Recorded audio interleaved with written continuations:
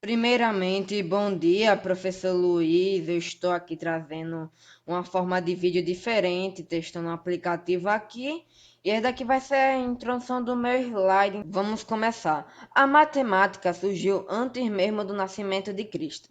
Os egípcios formaram o primeiro povo que utilizou a matemática. Sim, os primeiros professores de matemática eram egípcios. As primeiras escavações do século XIX permitiram encontrar na Mesopotâmia as tábuas feitas de argila, com escritura cuneiformes, que datam da primeira dinastia da Babilônia, de 1800 a 1500 a.C. Essas tábuas eram utilizadas para expressar cálculos de números até o período grego de 600 e 300 anos antes de Cristo. Vamos lá, vou falar agora sobre Diofanto de Alexandria e o nascimento da matemática elementar. No século IV a.C., Diofanto de Alexandria marcou o começo da álgebra. Ele contribuiu com a decomposição de números em dois quadrados idênticos. A matemática elementar teve então seu nascimento com Euclides, Arquimedes de Siracusa, Apolônio de Pérgia, entre outros.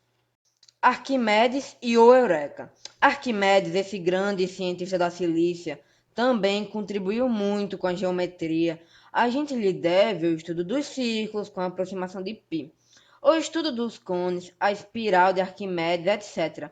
Em matéria de física, ele criou as leis do empuxo e da alavanca. Diz a lenda que Arquimedes disse o Eureka, que quer dizer descobri em grego. Ele teria gritado a expressão quando concluiu suas experiências para comprovar a primeira lei citada acima.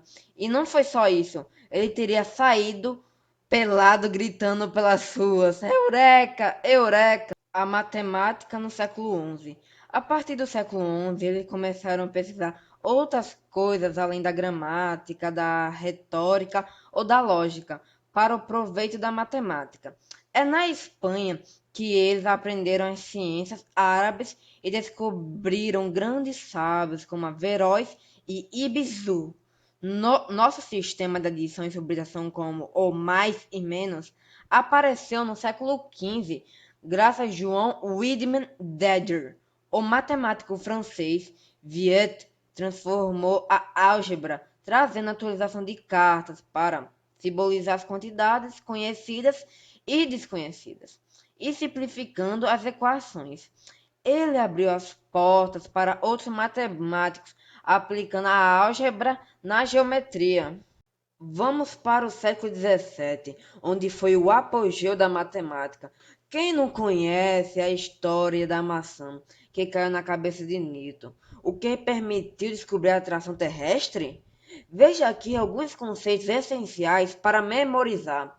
Os logaritmos por Neper. O logaritmo de um número é expoente a que outro valor fixo, a base deve ser elevada para produzir este número.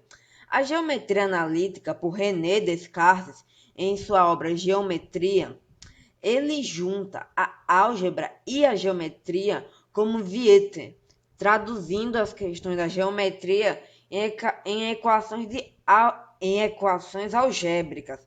Lembrando que um dos motores do pensamento de Descartes era obter ideias claras sobre qualquer tema ambicioso.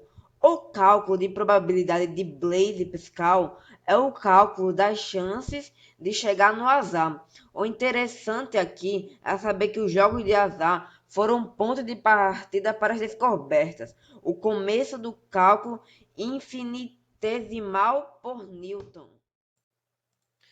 O século XIX foi marcado pelo término das pesquisas matemáticas do século XVIII, o questionamento dos postulados da antiguidade e também por várias novidades e desenvolvimento dos cursos de matemática online particular.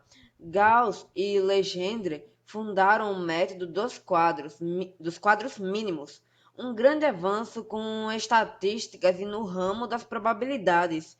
Esse século marcou também o início dos estudos em eletricidade com Gauss, Ampère, Maxwell e sua teoria. Aqui podemos, nesse slide aqui eu não consigo mostrar, né, porque meu boneco não é charmão, mas podemos ver aqui uma equação simples sobre o método dos mínimos quadrados. Então, vamos para o próximo slide. Século XX. Século XX começou com a lista dos 23 problemas não solucionados que ocuparam vários cientistas. Esse século foi dominado por três teoremas matemáticos: o teorema da incompletude de Gödel, que em grosso modo diz que nem tudo pode ser resolvido na matemática; a demonstração da conjectura de Shimura, Taniwawa Wei. Graças a ele, o último teorema de Fermat foi demonstrado. As demonstrações das conjecturas de Weyl. E vamos para o próximo e último slide. E agora iremos fechar com chave de ouro com o século XXI. O século XXI começou bem, principalmente com a descoberta do prodígio Terence Tao sobre os números primos de Euclides.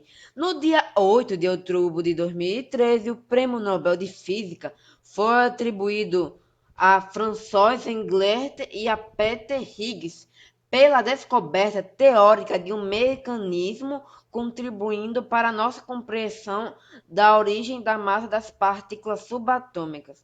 Professor, eu estou finalizando aqui a minha apresentação. Eu sei que a apresentação assim não ficou tão grande, mas eu pesquisei, eu passei muito tempo tentando produzir um bom trabalho. Primeiramente, eu tentei fazer animação, mas não deu muito certo porque eu sei desenhar, mas eu não desenho muito bem. Então, eu percorri esse método e esse foi meu trabalho. Obrigado pela atenção. Tchau.